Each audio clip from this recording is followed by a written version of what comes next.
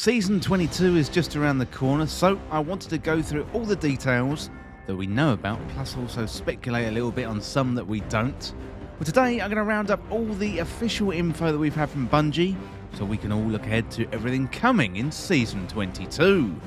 Well, Season 22 kicks off on August the 22nd, the very same day as the Destiny 2 showcase, where we're going to find out more about the final shape, Season 22, plus also hopefully get some information about the future of Destiny 2 after the Light vs Darkness saga wraps up. So if you've been playing for the last few years, then you know the formula. So it's mid-expansion, and at the end of the summer, we get the next big expansion reveal. Sometimes that can have a big impact on the seasonal content too. So while there are a few things that we don't know, there are definitely some things that we do know, including a returning raid, the exotic mission rotator, new weapons, new story, economy changes, plus we've got a new Crucible map coming in Season 22, so without further delay, let's dive right into it. Well, first of all, we've got the returning raid, so every third season for the past couple of expansions, we have had a reprised raid. Well, first we had the Vault of Glass, and then we had the Kingsfall raid, and now we've got a few options for the next returning raid, but each one comes with a few challenges.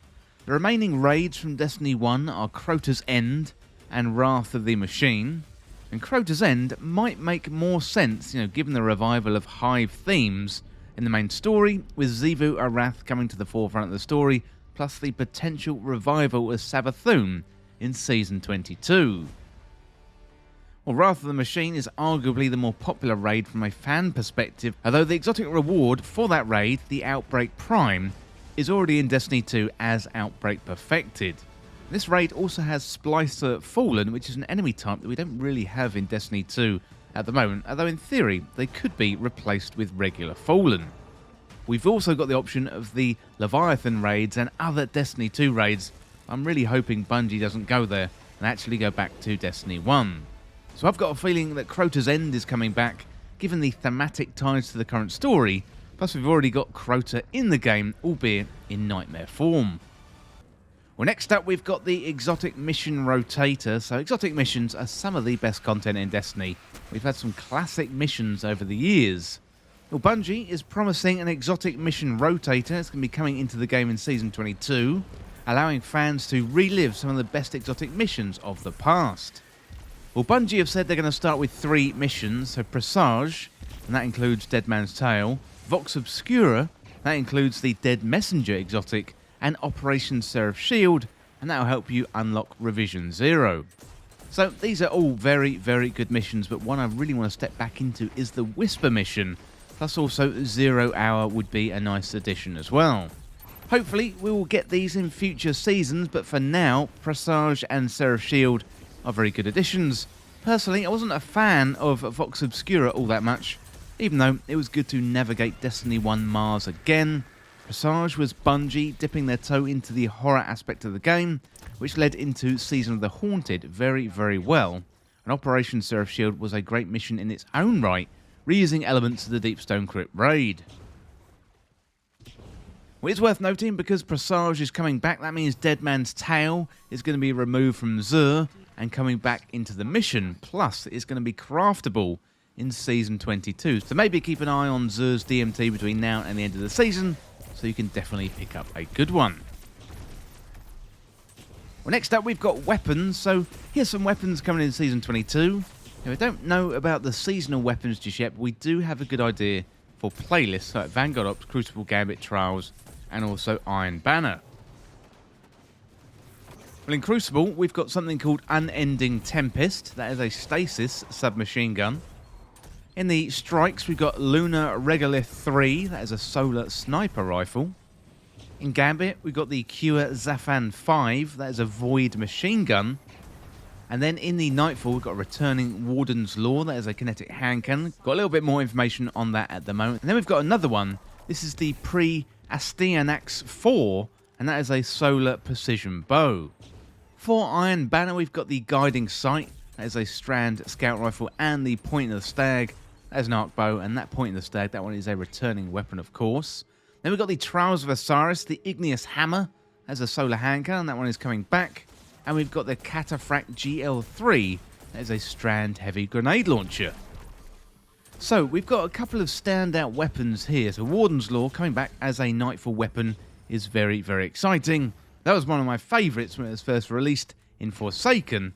And then Igneous Hammer, well, that is an interesting choice given its domination in the Crucible last time round. Bungie have said regarding hand cannons, we're bringing back a certain type of hand cannon, actually making a new archetype. So Bungie followed that up on last week's This Week at Bungie and said this about Warden's Law. So when we were looking at weapons to bring back for the Nightfall rewards this season, we knew what we wanted to do, and it wanted to be something unique. The Warden's Law hand cannon fits the bill. It was a fun idea from back in the Forsaken days. Never really caught on with the players due to the difficulty in landing both shots from the vertical spread that fired. So we thought to ourselves, how could we make this gun feel better to use while maintaining the identity that it originally shipped with?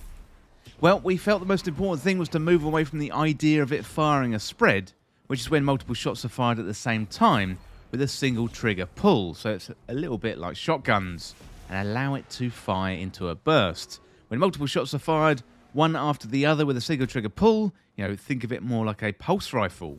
The initial version of the new Warden's Law pretty much had it becoming a legendary version of Crimson, complete with a 3-round burst but minus the healing on kills.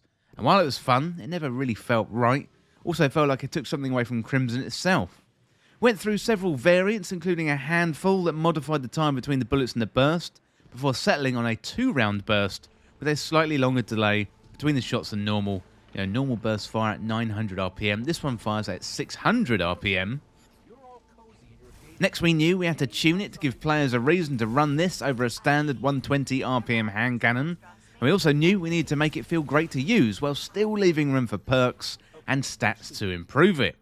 We also spent some time focusing on several major parts of the equation, the damage per burst, the PvP time to kill, and the recoil pattern, because the weapon is harder to use than a normal hand cannon, in that you must hit 2 shots in a burst with each trigger pull instead of just 1.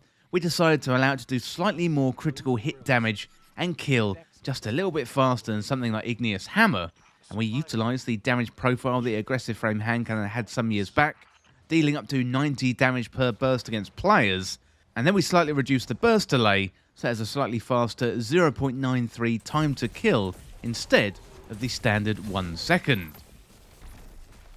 So I think there's a lot there to look forward to with the returning Warden's Law. Can't wait to jump into Nightfalls and get my hands on that. Well, let me know in the comments what you think about the weapons, and let me know which one you are looking forward to the most. Okay, so we are not finished just yet. We've also got economy changes as well. So a few economy changes coming in Season 22. So the post-match rewards for Crucible Strikes, Gambit, they're going to be changed due to player feedback. So weapons are coming back into the pools for Crucible Strikes, Gambit, Nightfalls, Iron Banner, and Trials of Osiris. And there's also going to be an increased drop rate for Ritual Engrams upon completion. So that means you should get more of those playlist-specific weapons. Also, we've got new Masterwork material caps. So with Ascendant Shards, the old cap is 10, the new cap is 30.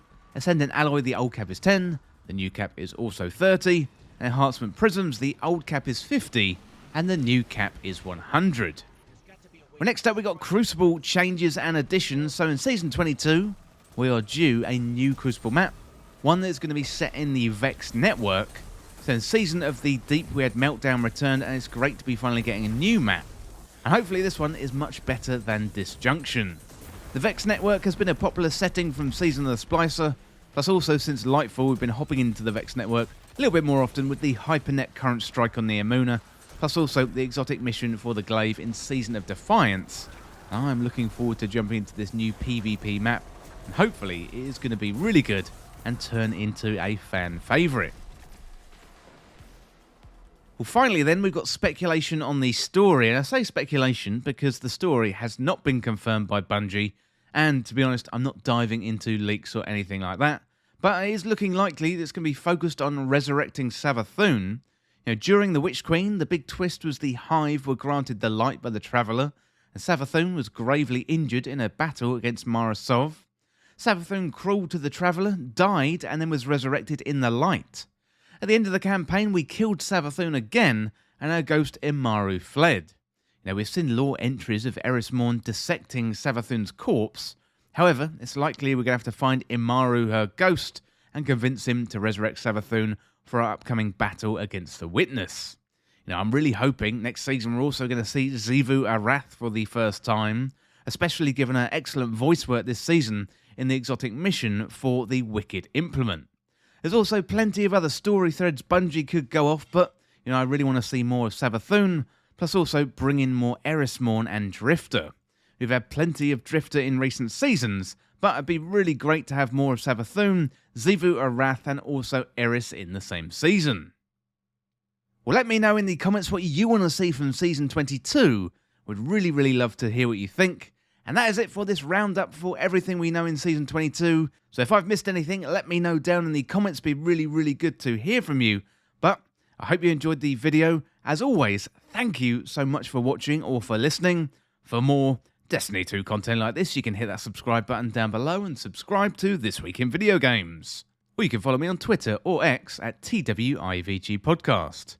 Well, if you enjoyed this video or found it useful, liking and sharing it would really help me out. Otherwise, you can check out all the other Destiny 2 videos on the channel. Well, thanks again, and I'll see you soon.